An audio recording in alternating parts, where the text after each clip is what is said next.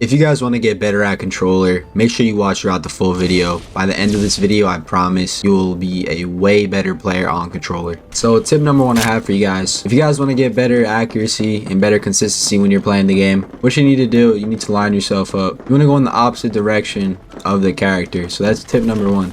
Stay in the opposite direction. It'll make it a lot easier for you to one clip and for them to not lock on you. As long as you move in the opposite direction, they'll have a harder time trying to knock you down. If you guys want to be more consistent, what you need to do is you need to rock a long range gun and you need to rock a close range gun. For example, you could run a shotgun and you could run an R301. That's one example. Another example is you could run an alternator with disruptors, and you could run a flatline with the bruiser or something. Those are examples, so just so you guys get the point. Whatever you guys feel more comfortable with, obviously that works, but you guys know what I'm saying. Tip number two, if you want to get better at the game and you want to be a more consistent player, like I said before, what you need to do is you need to pick a couple of legends that you feel more comfortable on and you gravitate to. If you're more of an aggressive player, I would stick to skirmishers like Octane, Revenant, Pathfinder, really all of them besides Valkyrie. Honestly, Valkyrie's not really in meta anymore, but she's still not that bad. She's kind of underrated, but honestly, these five right here are go-tos if you're an aggressive player. If you're more of a slow-paced player, I would recommend playing a controller. If you like to camp in buildings and play more strategic, I would play a controller. And if you want to be more helpful to your team and have the advantage, definitely play a recon. Okay, now assault is basically you're just kind of like boosting your team. That's really all you're doing. But like I said, if you're an aggressive player, you can also play supports and assaults, but usually the only thing with the support character is you're usually playing behind your team. So the difference between playing behind your team and being aggressive is when you're an aggressive player, you're in the front of your team, right? So that's the thing about supports, is if you want to be the best you can with support, you're going to play with your team and not ahead of your team, right? So that's the difference between a skirmisher and a support character, just so you guys know. So now that you guys know that and you have that information, what you want to do is whenever you're in a fight or whenever you like see somebody, try to get the advantage, try to be a little bit sneaky, make it so they can't see you. So like for example, there's like a team over there, right? They can't really see you, they're looting up, you know they're coming in your direction, right? So just call them out, Enemy, right? Just chill behind About something. time we got ourselves a fight. You know what I mean? And as they get closer, you know, pull your close range out, you know, do a little like one clip or something. You can pad out, you can get the height on them. Boom, there's probably gonna be another one right over here.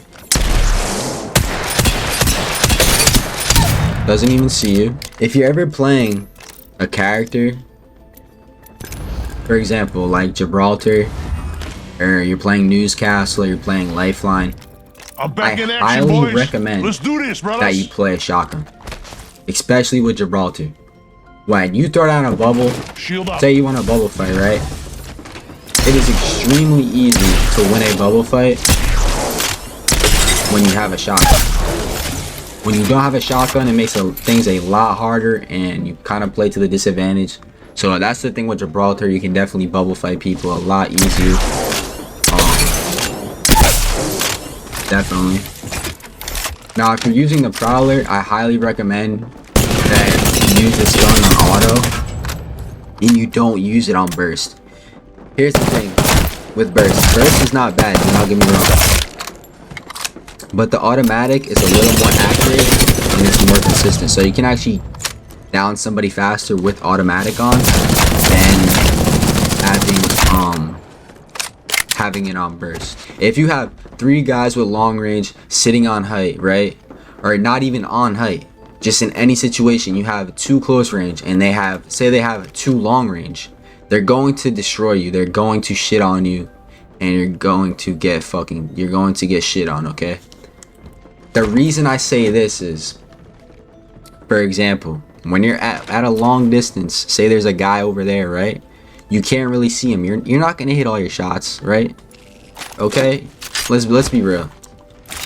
and we have 3 guys with, for example, you got a hemlock at this distance, you're gonna hit your shots. That's the perfect range. Long range isn't with a bruiser, you're gonna hit all your shots. You're going to get fucking shit on. This is why I say never run 2 close range weapons, okay? That's an easy clip right there. Boom. Easy clip. Whenever you're in the firing range, I've been seeing a lot of people, sometimes they practice with like, they don't practice with any attachments. They don't use any attachments on their guns. They use stock weapons. Now the issue with this is you always want to run full attachments. I'm going to tell you guys in a second why you want to use full attachments on your weapons. And once you know this, you're never going to use guns with no attachments in the firing range ever again. Okay?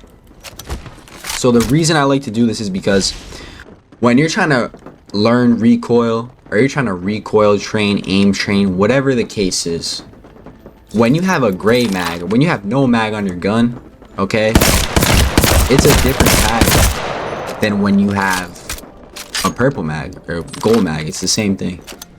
Just as the ability, it's the same thing, same amount of ammo. Now, when you have more bullets in the clip, there's a different recoil pattern. It changes it up a little bit. And if you want to memorize patterns to your best ability, then you're gonna need to max out your weapons and put all the attachments on your weapons, okay? This is a must do. If you don't do this, then I don't know what you're doing. This says like everybody does this, all the pros do it.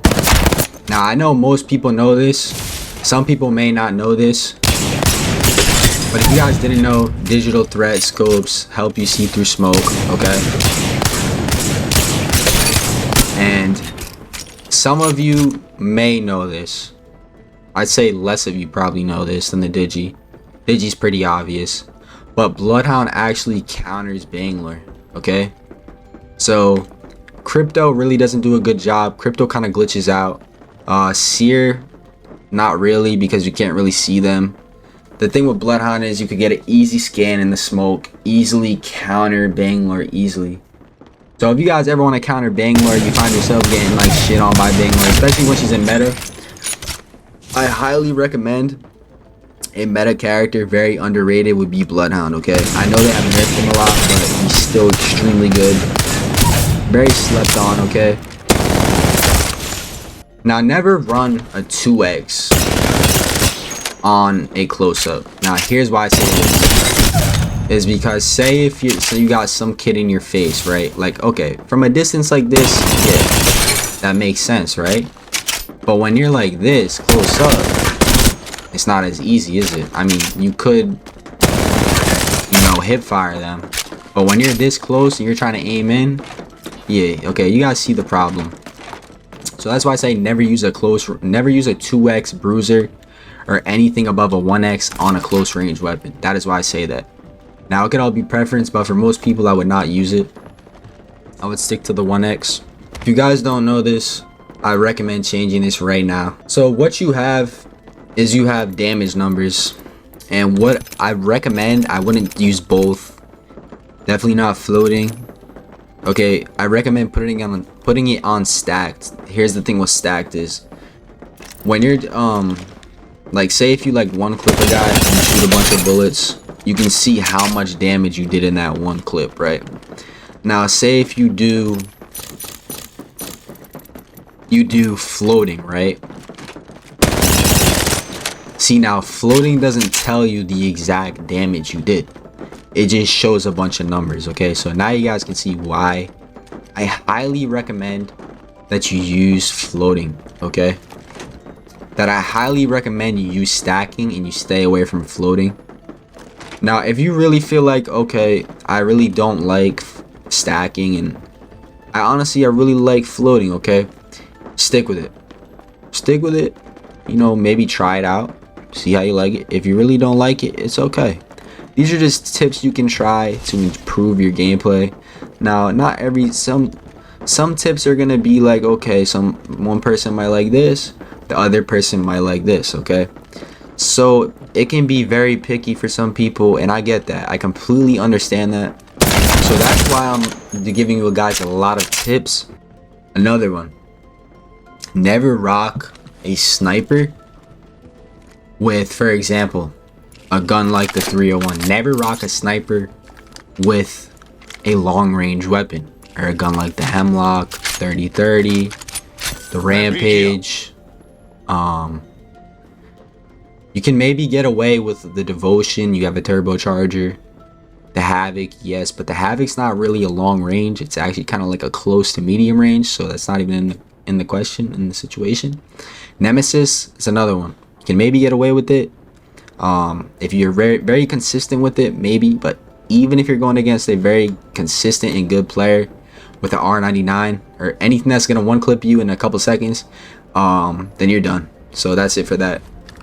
Never rock a medium range with the long range. Never. That's why I say always rock a close range with the medium to long range. Always rock the close with. Now say if you're just like, you want to have fun, you don't really give to, you know, you don't really care, you just want to have fun, you want to go for clips with shotguns and whatever, I completely get that. But that tip is definitely for more like casual players. This isn't really for like pub stomping, you know. This is for more casual players trying to improve that are new to the game, okay? Just so you guys know. I know the pub stompers, the predators, okay? This guide is really for more like improving your ranked play style. Just overall becoming a better player if you guys want to do that, okay? So by this time in the video, you guys should have a ton of tips that are going to help you become a better player. But I still have a ton of more tips if you guys want to know. I would definitely be making more videos. There's so many tips I can give you guys. These are going to be the tips to improve on controller, okay?